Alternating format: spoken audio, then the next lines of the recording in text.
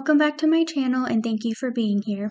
After a few days in Brisbane, I moved to Golden Beach on the Sunshine Coast, though the sunshine was not in abundance this week, which was okay because all I cared about was Australia Zoo. I also found a cafe to try and quite a bit of rain to hide from. While switching Airbnbs, I saw Wild Horse Mountain Scenic Lookout on the map and decided to stop there. It was a climb to the top, but only about half a mile, so not bad at all. Here's the view of the Glass Mountains from partway up. The lookout tower, obviously. This is used to watch for fires during the summer. Here is the view from the top looking west. I could see Brisbane in the distance, but the camera couldn't. And east to the Glass Mountains. It ended up being a beautiful view despite the clouds. I was worried I wouldn't be able to see anything. At Golden Beach, I had to go see the beach, but there was this lagoon or river, then the beach and ocean that I didn't know how to get to, so I just looked from afar. I did see quite a few spiders, including one eating a bee that I failed to take a video of. Further down, there's this little strip of beach that dogs aren't allowed on. I didn't realize Australians hated dogs because that's rude. I walked a couple of blocks back into town to go to this cafe, and oh my gosh, you guys, they had so many things that looked delicious. I went back to the beach to eat my goodies with a view. I got an iced chai latte. I rarely get drinks, but I've had many chai lattes on this trip. At this point, the wind was picking up and really bothering my left eye. But I also had a vanilla cannoli, and the chocolate croissant was a goner by now. Saw this pretty flower on the way back. Well, it ended up being kind of crappy. Like, it's not terrible weather, but it's supposed to rain tonight, and the sky was, like, clear when I left. And there are now clouds everywhere, and it's really windy. And the pastries are meh. Like, this donut is bready. I do like bad croissants, so it wasn't very flaky. Only the top layer was flaky, but I definitely prefer things kind of on the doughier side anyway, so it worked for me. But cheesecake is in the fridge, so we'll see how that is later. And my iced chai was like iced slightly browned milk. I tasted chai spices like twice, so kind of unfortunate. Spent like $40 on meh things.